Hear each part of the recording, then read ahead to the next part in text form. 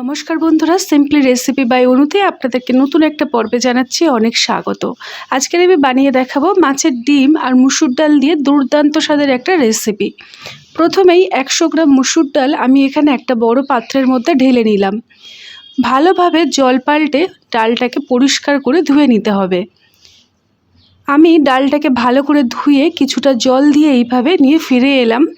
ডালটাকে এইভাবেই 10 মিনিট রেখে দেব।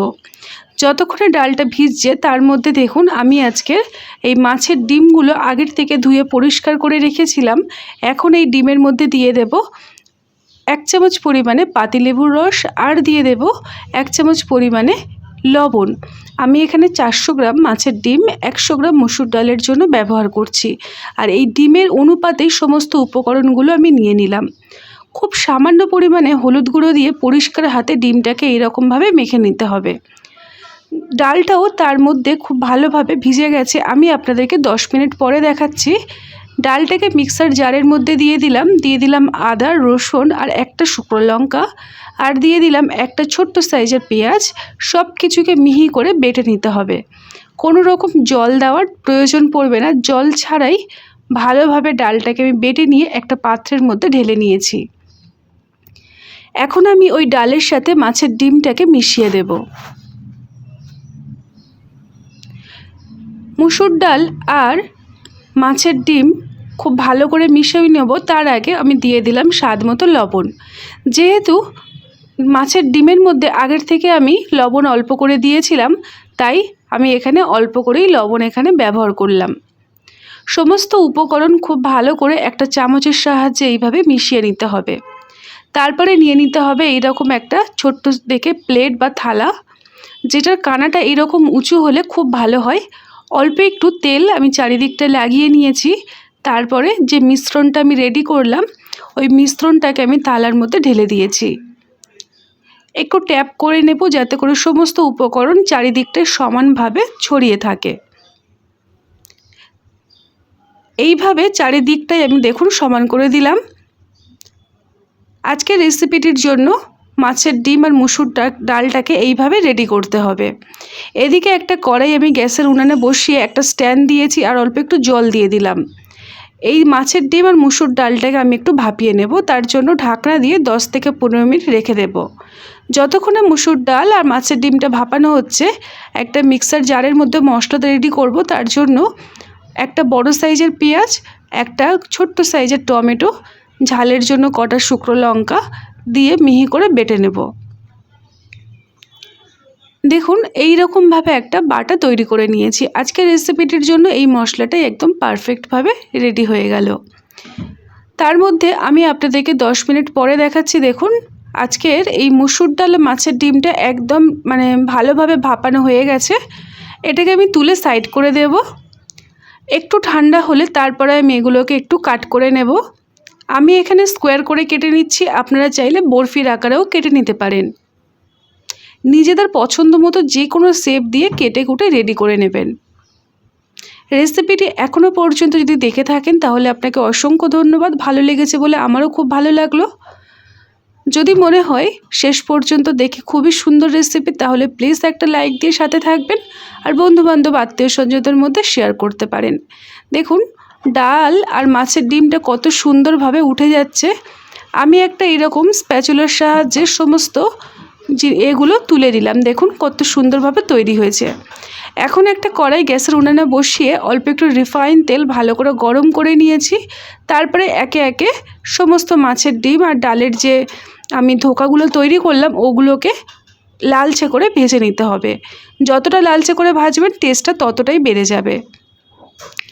আপনারা এই রকমভাবে ভেজে ভাত দিয়েও পরিবেশন করতে পারেন বা শুধু মুখরোচক স্ন্যাক্স হিসেবেও খেতে পারেন, ভীষণ ভালো লাগে। আমি একে একে সমস্ত মাছের ডিমগুলোকে উল্টে পাল্টে লালচে করে ভেজে নেব। একটা সাইড যেহেতু ভাজা হয়ে গিয়েছে তাই আমি উল্টে দিচ্ছি, দিয়ে আরও একটা সাইড ভেজে নিচ্ছি। বন্ধুরা রেসিপিটি এতটা ভালো হয় বাড়ির বাচ্চা বড় সবাই ভীষণ খুশি হয়ে তো খাবেই, তার সাথে স্বাদ মুখে লেগে থাকবে। দেখুন সমস্ত কোপ্তাগুলোকে আমি খুব ভালো করে এইরকম করে ভেজে আমি তুলে নিচ্ছি।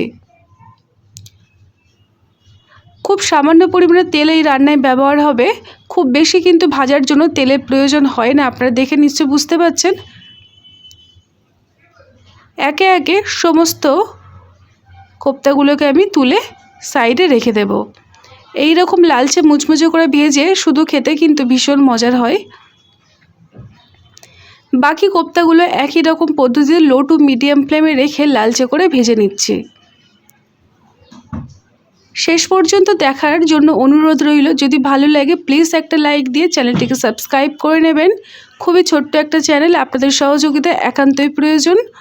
রেসিপিগুলো ভালো লাগলে অবশ্যই করে একটা লাইক দিয়ে সাথে থাকবেন, আর কেমন লাগলো সেটা কিন্তু ছোট্ট একটা কমেন্টসের মাধ্যমে আমাকে জানিয়ে যাবেন। দেখুন সমস্ত কোপ্তা আমার ভাজা হয়ে গেছে। ওই কড়াইয়ের মধ্যে আমি আরও একটু সরষের তেল অ্যাড করলাম। করে সবার প্রথমে আমি এখানে কিছু উপকরণ অ্যাড করব। দিয়ে দিলাম একটা তেজপাতা, একটা শুকনো লঙ্কা, তেজপাতাটাকে ছোট্ট ছোট্ট করে ছিঁড়ে দিয়েছি। আর আমি দিয়ে দিলাম অল্প একটু সাদা গোটা জিরে। আর তারপরে যে মশলাটা আমি রেডি করে রেখেছিলাম, পেঁয়াজ, টমেটো, শুকনো লঙ্কা, সেটাকে আমি দিয়ে দিয়েছি। বন্ধুরা রেসিপিটি ভীষণ টেস্টি হয়, একবার হলেও এই রকমভাবে ট্রাই করবেন। আর মাছের ডিম রান্না করার পরে দেখবেন অনেকটাই শক্ত হয়ে যায়, তবে এই পদ্ধতিতে যদি রান্না করেন একটুও শক্ত হবে না, মুখে দিলেই গলে যাবে, একদম মোমের মতো নরম হবে। এখন মশলাটাকে একটু ভালো করে ভেজে কষিয়ে নেব। তারপরে আমি এখানে দেখুন 1 চামচ পরিমাণে আদা আর রসুন বাটা অ্যাড করলাম। আদা রসুনটাকে দিয়ে মশলার সাথে ভালো করে ভেজে নেব, যাতে করে কাঁচা গন্ধটা কেটে যায়। মশলা যত ভালো করে কষানো হবে রেসিপিটি ততটাই টেস্টি হবে। এখন আমি এখানে অল্প একটু হলুদ গুঁড়ো আর দিয়ে দেব ঝালের জন্য অল্প একটু লাল লঙ্কার গুঁড়ো দিয়ে সমস্ত মশলা ভালো করে কষিয়ে নেব। বন্ধুরা রেসিপিটি একদম সহজ সরল, তবে নতুনত্ব। আপনারা এই রকমভাবে একবার হলেও মাছের ডিম দিয়ে মুসুর ডাল রান্না করবেন, তারপরে আমাকে জানাবেন যে রেসিপিটি আপনাদের কেমন লেগেছিল। দেখুন মশলাটাকে ঠিক এই রকম শুকনো শুকনো করে কষিয়ে নিতে হবে, মোটামুটি তেলটা মশলার থেকে আলাদা হয়ে যাবে। তারপরে এখানে অ্যাড করে দিতে হবে প্রয়োজন মতো উষ্ণ গরম জল।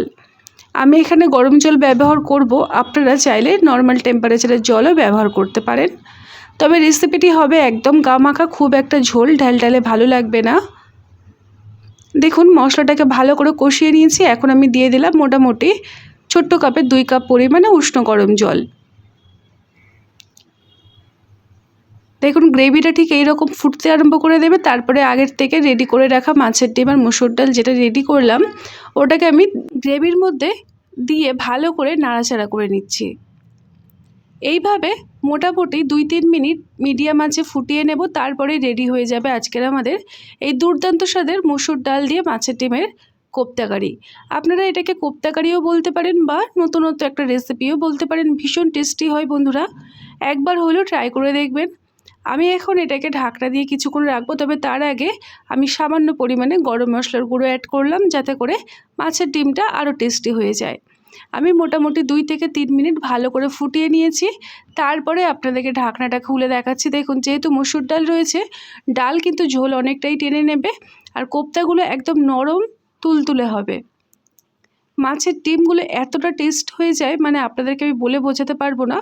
এই রকমভাবে একবার হলেও বানিয়ে দেখবেন, আর গরম গরম ভাত দিয়ে পরিবেশন করবেন।